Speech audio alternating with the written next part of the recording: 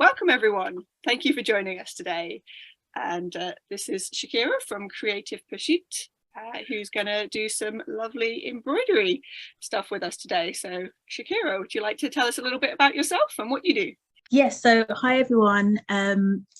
As Helen said, I'm Shikira. I have a company called Creative Pursuit, and it really started because I was teaching in secondary, and I just became really interested in the relationship between creativity and mental health, particularly because I was working with children who have like emotional behavior disorders and that sort of thing.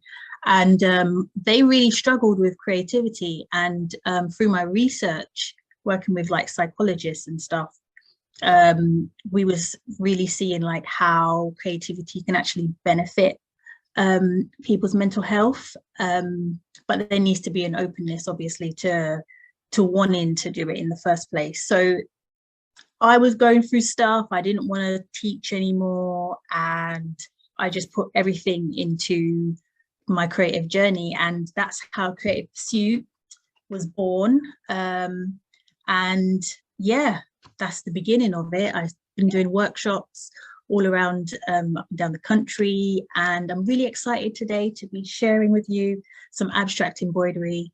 I use abstract embroidery as a tool to query myself and to really slow down and to understand how I make decisions, how I move through very difficult negative self-talk that we all go through. And when I first started being a bit more conscious of how I was working, I realized that there was also a link to just how we live life in general. You know, those decisions that we make about the color choices or the stitch choices or whatever, that is how we also navigate decisions of what we're going to do, what we're going to eat today, that sort of thing. Yeah. So I found it really interesting, and I'm going to share with you today some insight of just how my thought process, how I just really slow down, be more conscious, and also just conscious of the conversation that I'm having in my head, because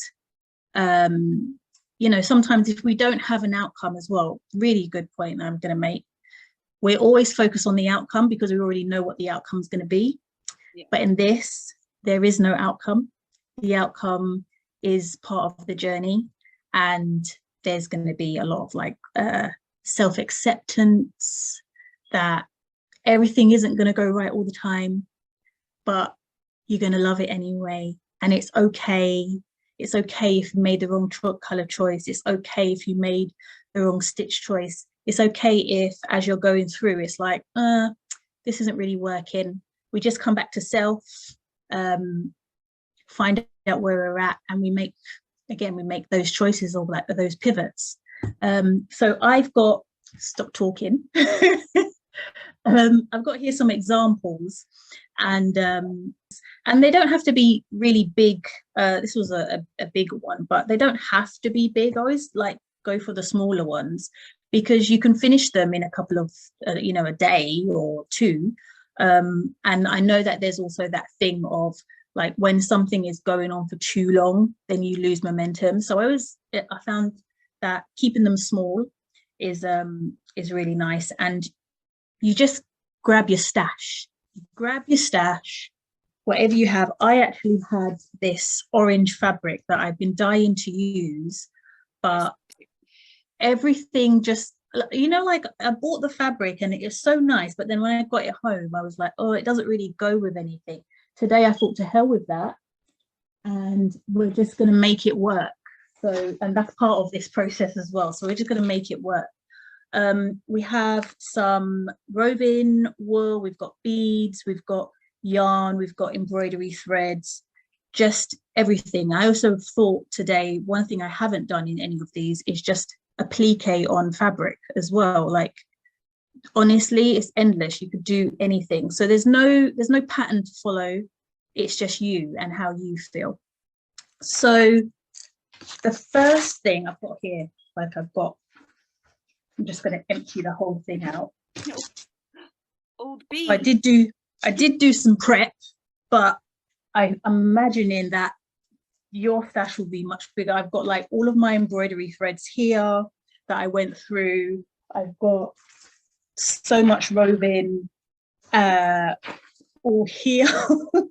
I've got all of my beads, and I've got yarn all over the place here, if you can see. So we're just going to like be taking bits from time to time.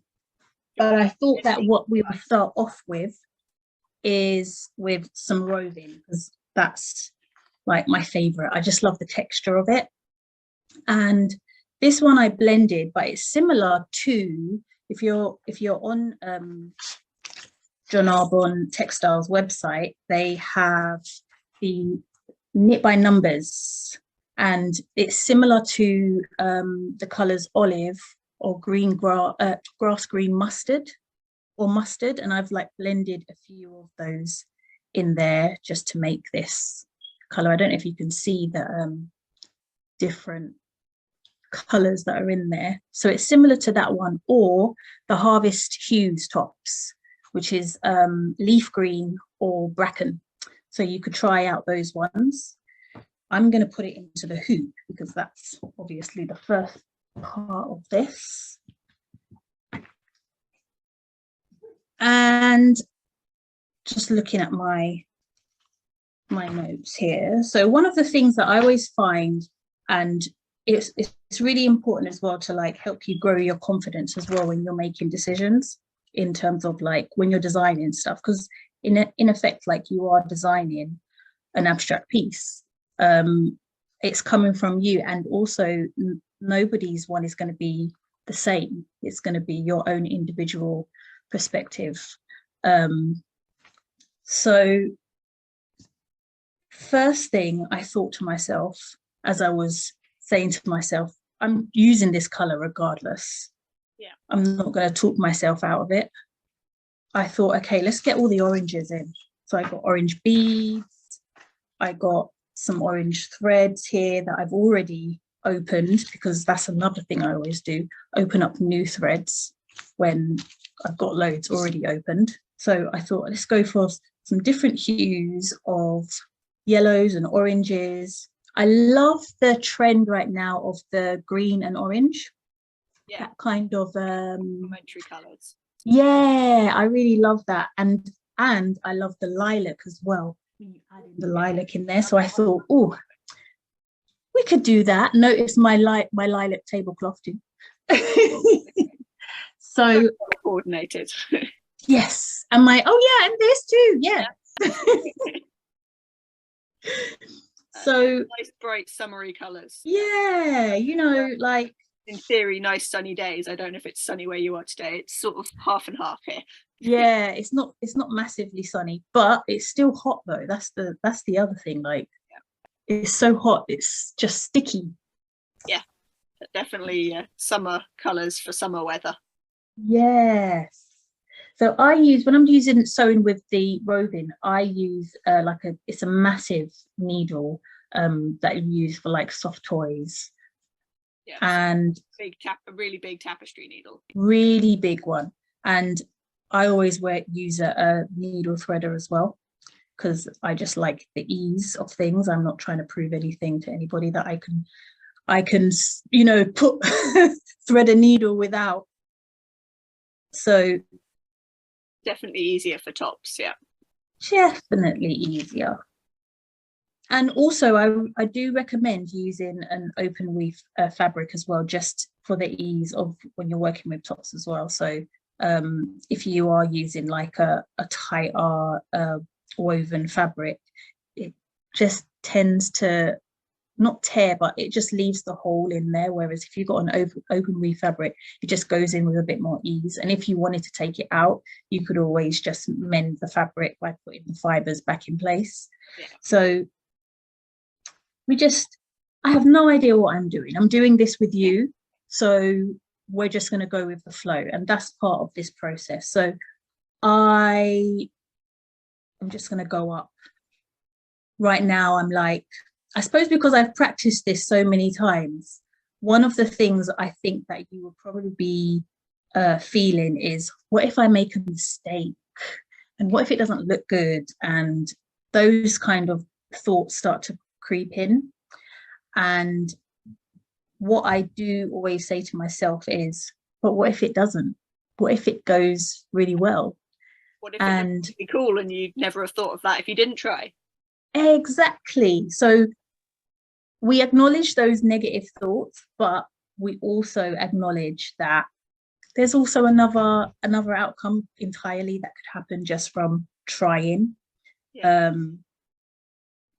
So I'm just going to go in. I think I've got a bit tangled up behind. And if you've never stitched with Roving before, I always like it to be a bit fluffy. So there's our first little stitch. And I don't do anything fancy. I just go in and just make a stitch. They could be big, they could be small. It's really entirely up to you. You could make really long stitches, or you could make really short ones.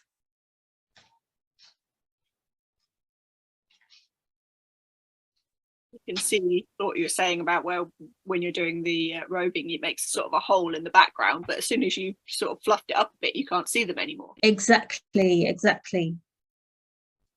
And it's nice as well when you've got the different hues going through the roving as well. Yeah.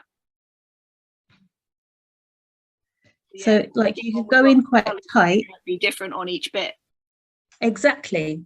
You can go in quite tight, but then just fluff it up. And I'm going to just snip away these bits just so that we can see what is happening a bit more clearer.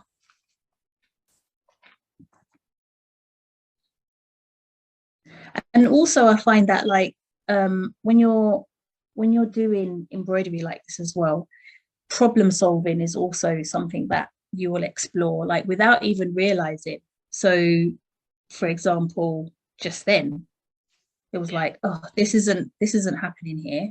I could have fluffed and been like, oh my god, this is not looking right, but we have a solution. The solution is just snip it away. And sometimes I think when we know what we're doing, when we're experienced in a craft or something, you can do that very easily because you've already experienced it. Like if you're cooking and you do the taste test and it's not coming up right, you could be like, oh my god, it doesn't taste right, what do I need to do? But for some people who cook all the time, it's like a little extra salt, a little extra this, a little extra that. So it really is a practice. You have to keep practicing. It's not going to happen overnight, so you're probably going to do a few of these before you're like feeling really comfortable and confident with yourself.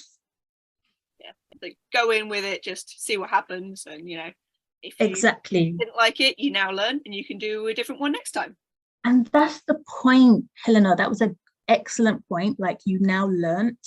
Yeah. Like I think like as we get older, we're scared. We get this this fear of it's not going to look good, or it's not going to look like the pros one, or that kind of thing. And that's actually something that I get a lot of in my workshops. I always have people that come and they're like, I'm not very creative.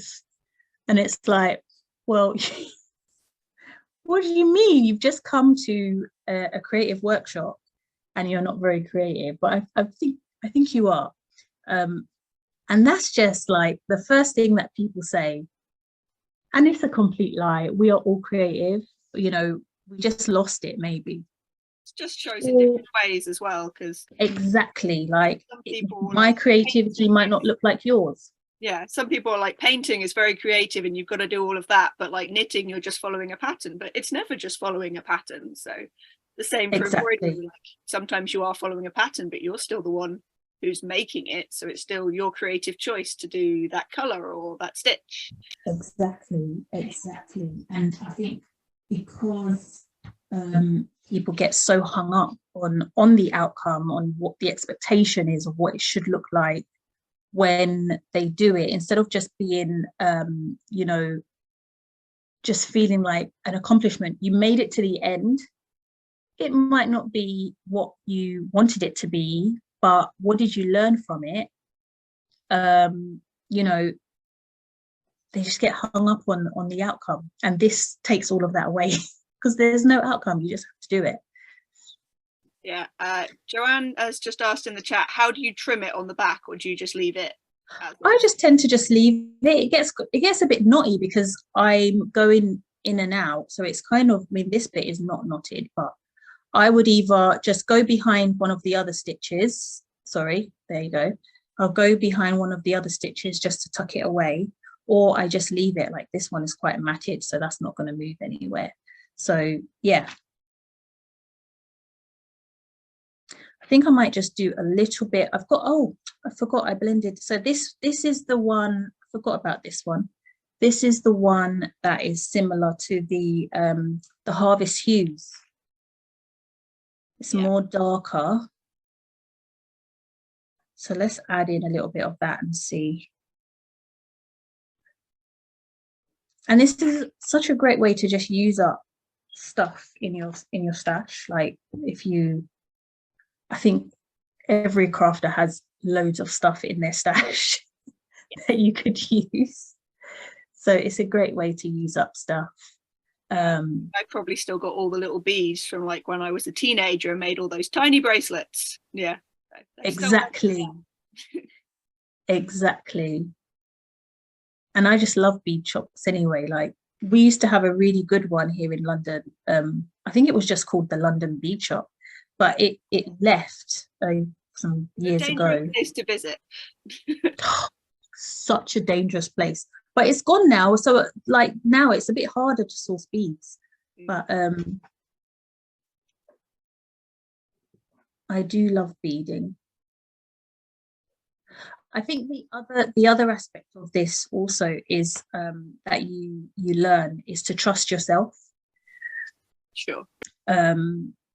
Trust that no matter what, it's all going to be okay. Yeah. Because you have the skills to be able to do it. So I'm just going in and out here, coming in with this darker one, and I quite like how that curled there. Should I bring this down a little bit? So yeah, that's all right, we can see that. There we go. Oh, we have a question from Jackie. Says she's new to embroidery. Is this embroidery fabric? What do I shop for? So this fabric is a linen and cotton mix. You can embroider onto anything though, like you can embroider onto your t-shirts, onto denim, you can embroider onto anything. Shopping bags, you can embroider anything. And you can stitch with anything as well. I mean, I'm stitching with roving wool. A nice place to start, I think, is to get some embroidery threads and a few needles. I think a good size is size 9, a packet of size 9s, because you've got a good range of needles in that packet. And yeah, and then you're away. You could just do like a sample of just practicing your stitches, and it will take you back to school days, because you'll be doing like your back stitch and your running stitch and you know, all of those ones. Just a lot of rows of the same thing, maybe. Yeah, rows of the same thing. And you can even do a pattern where it is just back stitching. Yeah, it doesn't have to be. Patterns available on your website as well, haven't you? If people yes, thank you for reminding me. They weren't sure of what to do. Thank you for reminding me. Yes, so there are quite a few embroidery patterns on the website that you can download. Oh, one of them is this one here. So that's on there, and that one quite basic. Back stitching and remind you again. This one here. Yeah, there we go. So it's the profile of a lady's head, and is that all flowers and things, isn't it? Yes. And so these are your satin stitches, and these are your back stitch, and I think that's it. Oh, there's some French knots in there. And that's it really. It's just three different stitches, really simple. You can get started with that. Download the pattern. Yeah, that's on my website, or you can get there through my link tree if you're following me on Instagram. I'm at Creative Shack, KRE number 8 IVE Shack. And I've got loads of patterns there in my link tree, so you could explore those there. There's like punch needle patterns, there's some sewing patterns, there's some embroidery tutorials as well from onto YouTube, and that sort of stuff there is. So I'm gonna stop with my roving for a little bit, just see, and let's bring in something else. So I've got, I feel like some beads. Yeah. I'm feeling like, don't know what green. Oh, I've got these copper ones. Got these copper ones here as well. And I've got I love these. They're like a fluorescent yellow. So at this point, I'm just checking in. I feel quite happy with how this is going, the roving, and this is what I mean when I'm saying slow down. So you just check in, like you stitch in, and you'll be like, I think I'm happy with that. I think I feel like adding in something else. So I'm just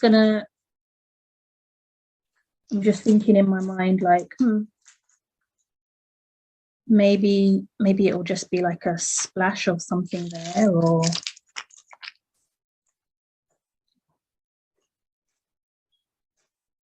maybe I'll mix the green ones in with the orange.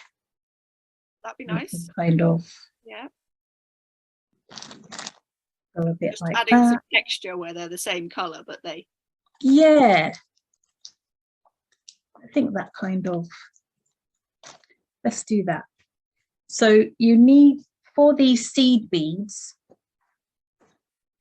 and sometimes seed beads, sometimes they're big enough for your embroidery needle to go through, and sometimes they're just too small. You need a beading needle. So I do have one in my sewing box, which I have put somewhere. Yeah. Where is it? There it is. So, oh gosh, actually, because this beading needle is a bit of a terror to thread. Sometimes I use it with that with the nylon, the invisible nylon. Oh yeah, the very like clear plastic thread. Very clear, yeah. And that is, oh gosh, that's a nightmare. So let's go for a green. Let's see, I've got some green. That's just to show you what I have in front of me. If I lift this up a bit, so then you can see like what's happening over here. Yeah. It's a hot mess, but it's like, it's hot as in like fabulously hot, you know? Yeah, very much so. So I've got all of this stuff here. This is what's going on. So I think we'll bring in some of this green to, instead of using you know, the invisible thread, let's just use a green. And I think we'll use this one here. This is color, it's a DMC thread, and it's color 3812. So I'll just come back in, and I just normally would take, and this is for like anytime I'm embroidering anything, I always just take from my hands down to my elbow, because you don't want a really long piece of thread that you're stitching and it's like endlessly coming out. So That's a good tip. And I am going to split the threads as well. So I'm just going to take one here. So I have a question like for you, Helena. What relationship do you have with perfection? What do you think?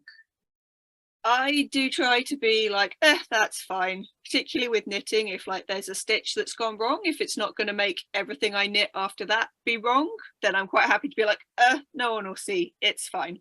I quite like the mindset that is, if there's one perfection in there, that makes it better than if it was entirely a perfect item, because then it's unique and it has your personal touch. So I like, I've always liked that idea that like, yeah, you made a little tiny mistake that only you can see, which as a knitter, well, it's always a thing that like people go, oh, I love your sweater, and so many people go, oh yeah, but I made this mistake down here. It's like, nobody can see that except you. Everyone always wants to say that, but yeah. Yes. And you know that is linked to like self-worth. Yeah, you know, like you can't just take the compliment. You got to take it. Stop. You know?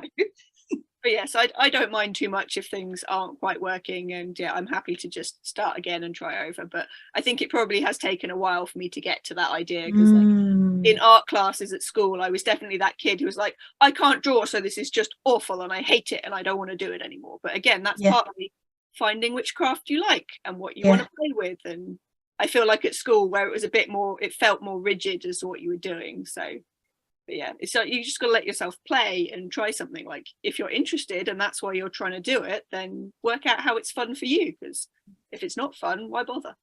That's such a good point. And a lot of people have had really bad experiences from school days, which has knocked confidence as well. And I think when you come back to create your creative journey, like after a while of not doing much, there's always those voices in your head as well. What was funny is that when I was teaching, the students, they would always be like that. Like if they had an expectation of how a painting or something would look, and it was always perfect. It was always like the person that you was painting looked like the person. And I showed them a whole slideshow of artists who just don't paint like that at all.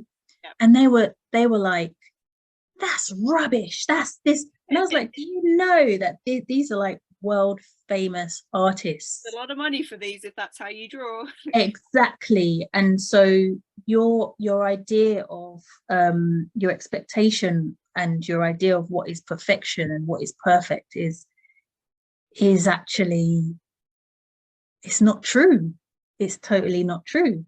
Also it's subjective, and like trends change and stuff. So like, you know, you might have pick some colors, like you said, these are quite popular colors at the moment, but like someone might pick some different ones, or in a few years time they might go, oh, that looks really of its age. But yeah, things always changing, like what people like and what's the correct way of doing it. So exactly, don't worry about it.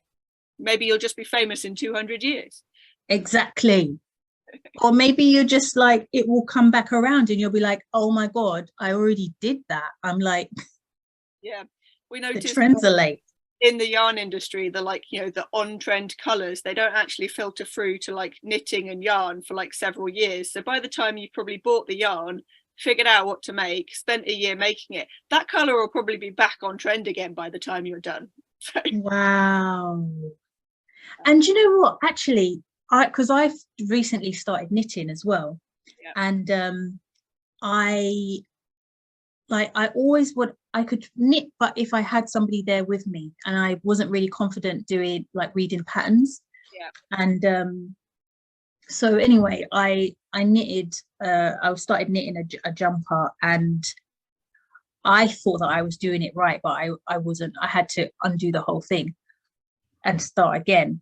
But it is that thing of like, because I wanted it to be like so perfect as well. I found that I was I was doing the knitting, and then if I got one stitch wrong and like found it like a few rows down, I'd be like, oh my God, I've got to go back and fix it.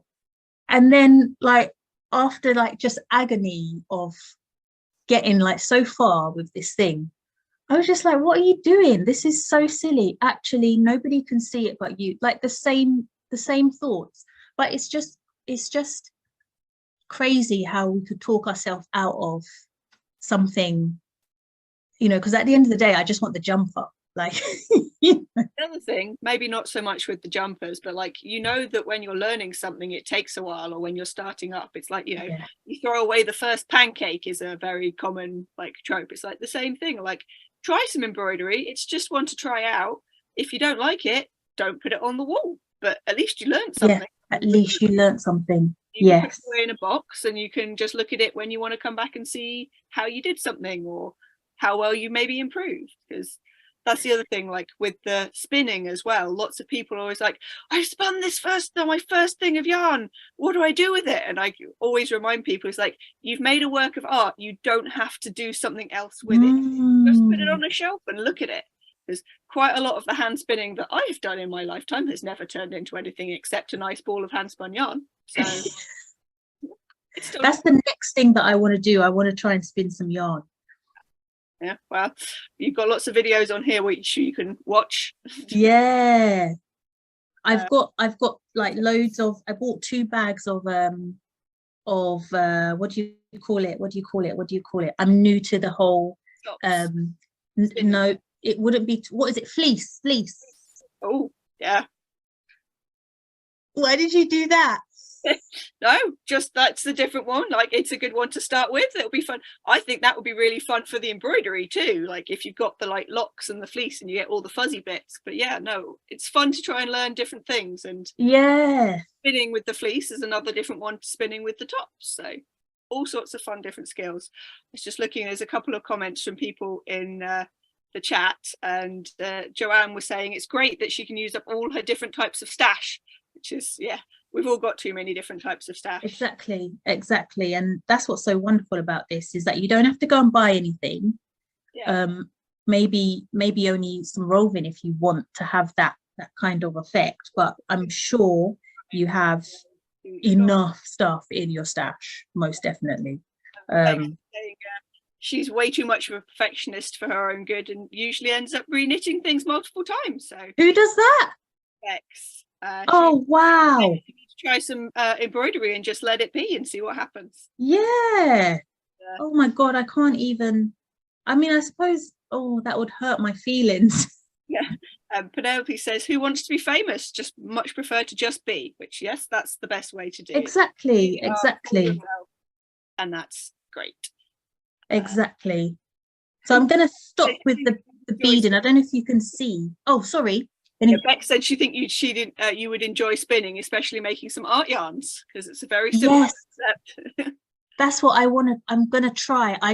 First thing I need to do is I think I need to clean the fleece. Yeah. So I need to do that process, which looks like a long process, but we're going to try it. Yeah. And then I want to try dyeing. I'm going to try the whole thing. Try all of them. Yeah, I'm going to try everything. So I don't know if you can see, I've just put beads in, and you just keep working on this, you know, at your own pace. I then started going in with green. I quite like, and these are the kind of conversations that you want to be having with yourself, really intentional. I really like how the green, how the orange beads are matching with the darker roving. So I think that what I would like to do is to put maybe some orange beads coming here, and then I'll probably do some orange beads going along the darker side of the roving. I think I would probably do that. I want to just bring in a bit of yarn, and these yarns are no way as fabulous as John Arbon yarns, okay? But all yarn is great. yes, but I've got like a mix of like just acrylic yarn, because I use it for like punch needle in, and so not going to use like really expensive fabulous yarns for that, but I mean they're fabulous in colors. So I've got like some green, some corals and oranges here. I've also got some lilacs, yep, some yellows. so many colors. Just come over here. For some greens. So I don't know, let's just slow down a minute because we've got a lot on our table right now. Joanne also made a comment saying embroidery on like knitted or crocheted handmade items is also fabulous. So yeah, that's another one that's really, I think it's getting quite popular at the moment as well. Yeah. A lot of people who are doing little embroidery bits onto their sweaters and things once they've made them. Exactly, it's so it's nice. Yeah, I love the embroidery onto the knitted jumpers. Yeah, particularly with yarn. Yeah. Yes to that. Who did that? Who said that comment? Whoever said that, yes to that comment. I love that. Yeah, so it's nice to have your own little personal touch to something. So I think maybe I'll go in with the lilac because we haven't got any of that yet. No. So I think I will do that. I will do a bit of lilac in there, and I no idea. Now, as you can see, like when I'm doing stitching, like I just do whatever. There's no rules. Like, you want to do cross stitch, you want to layer stitches, you want to do like tiny little seed stitches. There's like tiny little seed stitches here. I just orange like crossing over ones you've got over on the left of that. Yeah, I just do whatever. It's just this whatever. These are just crossed, and you could just do them quick. Over here a little bit more uniformed. I made them kind of straight, but then I've gone a bit more with the seed stitching. And sometimes your stitches could look like beads too. Like if you didn't have beads, don't let the beads stop you, because you can just learn how to do a French knot, go onto YouTube, get a French knot tutorial, and you could make your French knots be your beads. Here we are, some French knots here. They just look those are stitches. Yep. So you don't have to, and that's the other thing, really important. Don't let not having the right materials stop you from doing anything, because you can improvise until you get them. Like if you wanted to start today but you didn't have beads or you didn't have roving, just if you got yarn, you could put multiple layers or multiple strands of yarn into your and do it like that. You could, if you've got the like roving yarn, you could like untwist it and make it a bit more fluffy, and you could use like, don't let, that's another thing. Like when I was first starting out and I was like, oh, I want to, because my background is in textiles, print, and so I was just like, I wanted to do it, but it was like, but I don't have the equipment, I don't have this and I don't have that, and you just end up sitting there for ages telling yourself the same thing over and over again. And then I was just like, forget about all of that. Yeah, you don't have it, but you can start off small. So I could do stenciling, and I could paint, I could, and I just started doing whatever. We've got a couple of comments. Joanne saying you could make paper beads if you don't have beads. You see, I love that. You could use ribbon to get some different textures. Yes. And also Laura asked how you finish your hoops off, and also said she loves your philosophy. Thank you. As well. So yeah, lots of ideas people are coming up with. Yes, so that's a good point actually, as we're got to keep an eye on the time. But when I finish it off, so this one is unfinished, what I would do is I would just cut off the corners here just to make it a bit more round. Yeah. And I could do that now actually. Got my scissors here. So I would just cut off my corners to make it a bit more round.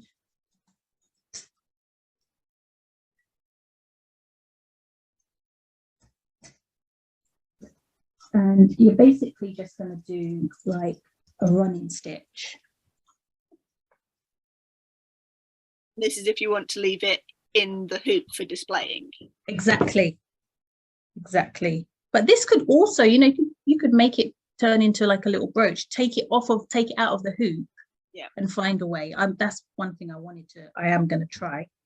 So I would just get a length of embroidery thread or any kind of yarn or whatever. You want a nice long bit. And let's thread up this needle. Let's get another needle here. One big enough.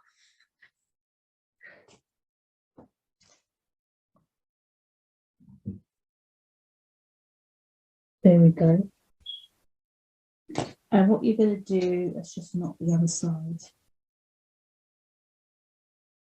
Gosh, I'm just looking at the table. It looks like such a mess. It looks beautifully creative. I hope you can. Let me move some of this stuff because it's a bit distracted, isn't it? Okay, right. So you're just going to do a running stitch all the way around here. So just like that. Like I'm get down a bit more. There we go. So running stitch all the way through. It doesn't matter how big the stitches are.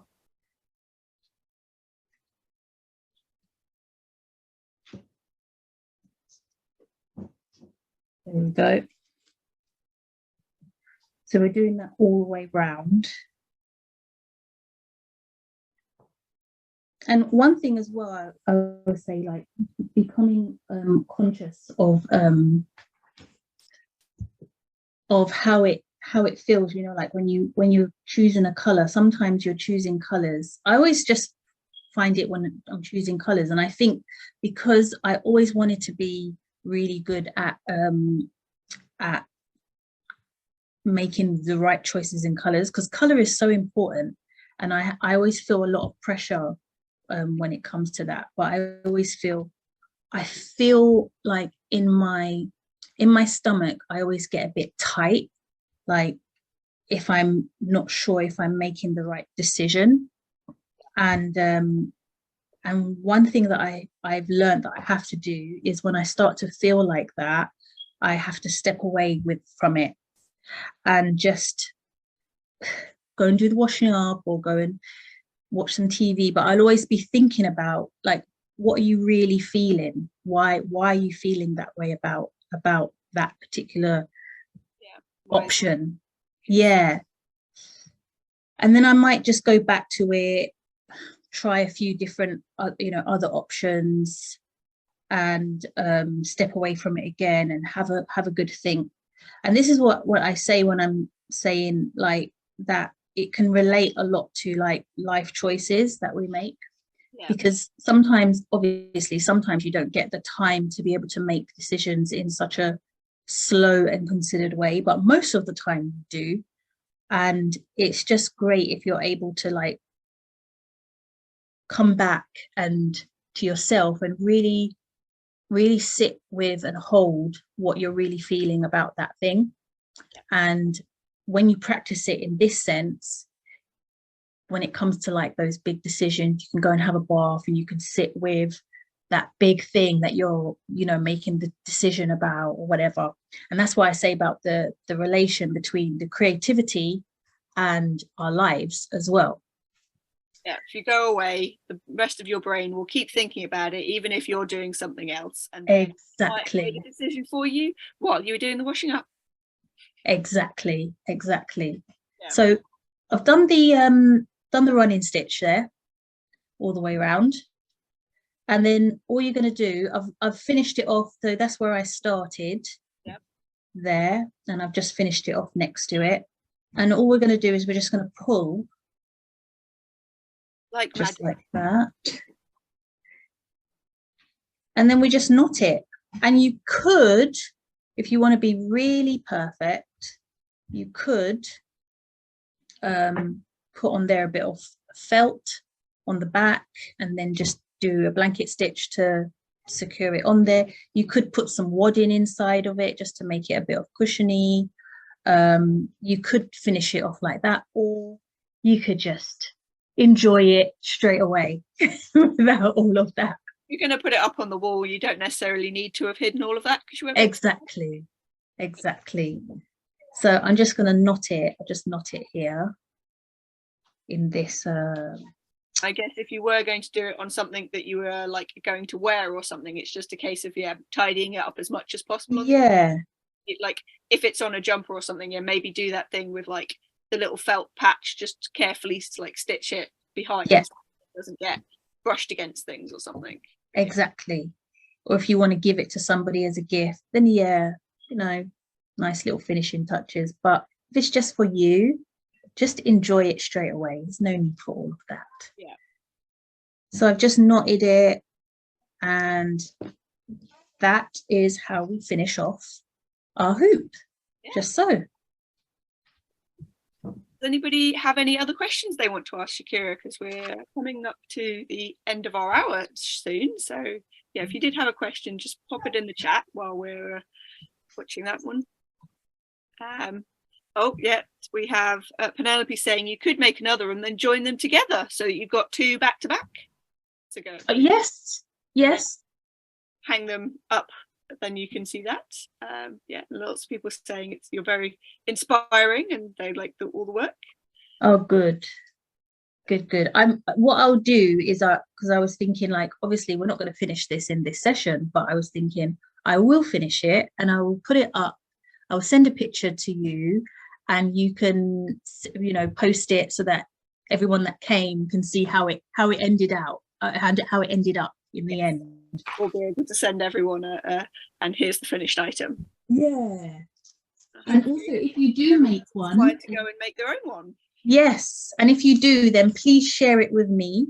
Tag me in it so that I can see, because I would really love to see. Yeah, that would be great if you wanted to let Shikira see what you've done. So I'm just looking for my tapestry needle. So you'll need just needles as well, just before we round up. You'll need like tapestry needle. This is a regular size tapestry needle versus the size that we use when we're doing the roving. So they're quite different in size. Yeah. And I just use the tapestry one for my regular yarn. And then when you've got just your ordinary threads, then you can just use ordinary embroidery needle, sewing needle. When you're doing beading, you can have a beading needle, or you can just take very, very, very fine embroidery needle, which I'm pretty sure, let me just double check. This is the pack that I go for, which is a number 3 to 9. And that tends to have a good range of needles in there. I use the smallest one for when I'm doing beads. But if you do have like seed beads, I don't know if you saw when I was stitching, some of the beads weren't going through the eye of the needle, wasn't allowing it to pass. So I just take those ones off. Sometimes you get small seed beads, sometimes you get bigger ones in the pack. So yes. So I don't know. Oof. I always have to like just relax before I'm about to do something, because I'm doing it and I'm not even thinking, which is good, because if I wasn't here talking to you, I would probably be, taking a lot longer to make my choices. But this is really good because I don't have time and I just have to do it. Yeah. So go for it. I'm just gonna, like I said, I just do just do anything.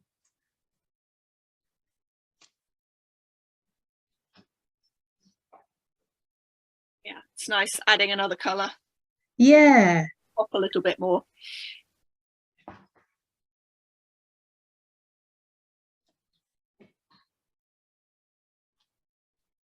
And you can do the stitches quite quickly, like if you're just watching your favorite soap or whatever. It doesn't have to be, you don't have to think about it too much.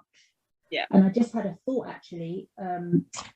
I could do like this as I'm going, and then when I do the orange beads that I did, I'll make them splash onto the lilac with the orange. That will look good. Lots of different textures and colours going on. Yes. Lots to play with. So much. Yeah, you don't have to do your samplers, you know, A, B, C, D, my name is, and I'm this year's old, like they always used to have to do. So you can just exactly feel free to do whichever kind of stitches you like. Exactly. And I would say as well that if you do struggle with those thoughts of like, oh, it's not going to be good enough, or oh, it's not going to look good, that negative self-talk, definitely, I know for some people that affirmation doesn't work for everybody, but I do find, I feel like, you know, the ones where you're just saying it to yourself in the mirror, sometimes that doesn't work for me. But in this instance where I'm saying to myself, like if I'm saying, oh, this isn't going to turn out good, then what I would say is, no, I'm really good at this. No, it's going to turn out really good. Yeah. And so it's not that kind of repetitive, how they normally tell you how to do affirmation. I am, da, da, da, da, da, I am. It's more like, it feels a bit more real. Like, you know, you're telling yourself, no, it's going to be fine. And I can do this. I'm really good at this. Yourself a bit. Yeah. Yeah. So affirmation is a great way for you to just combat those negative thoughts.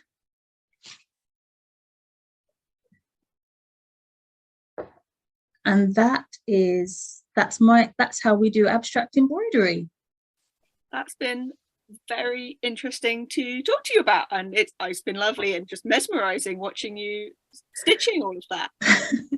So yes, thank you so much for joining us. Thank you. Has anyone got any more questions? Yes, if anyone did have another question or needed any of those links again, please just quickly say that.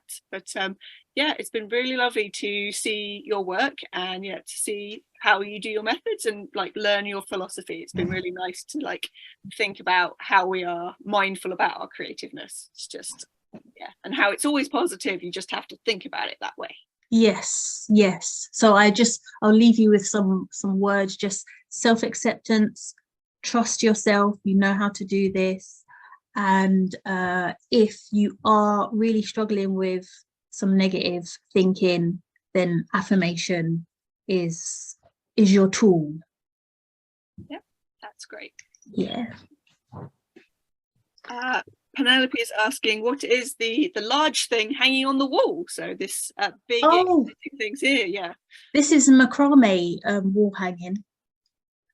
So it's done by knots. If you don't know anything about macrame, it's all knots. Yeah, it looks really fun. I like that you've got lots of bright colors in that as well. Yeah, I wanted something because in my I'm not a Rastafarian, but in my house growing up, we always had red, gold and green stuff all the time. And I wanted something that was modern, but also was cultural at the same time. And so I did it in the red, gold and green. It was hell to find that green though, but yeah. Right. And yes, Joanne says it looks beautiful. So, yeah. Thank you. Think about that. But yes, thank you so much for sharing all of your skills and philosophy with us today. It's been lovely having a chat with you. Thank you. Enjoyed this. And yeah, and is off to do some embroidery of their own in a minute. Great. And one last thing as well, just to think about as you go off, is what is your relationship with perfection? And also, if you find that your relationship with perfection is a little bit difficult, think about what you want your relationship with perfection to be. Mine is that I don't want it to hinder me from being able to move forward with certain things. So it could be similar for you, and then I would just say to just keep on working toward that. It's a very good philosophy. A couple of people were asking about the recording, and yes, this has been recorded, so it will be up on our YouTube at some point. So in a little while, we've got quite a few from this weekend to get up, but it will go up there. So if anyone wants to rewatch it, then they'll be able to. Yeah. So thanks so much for joining us, everyone, and see you on the next one, maybe. Right. Thank you, Shikira. Thank you. Bye.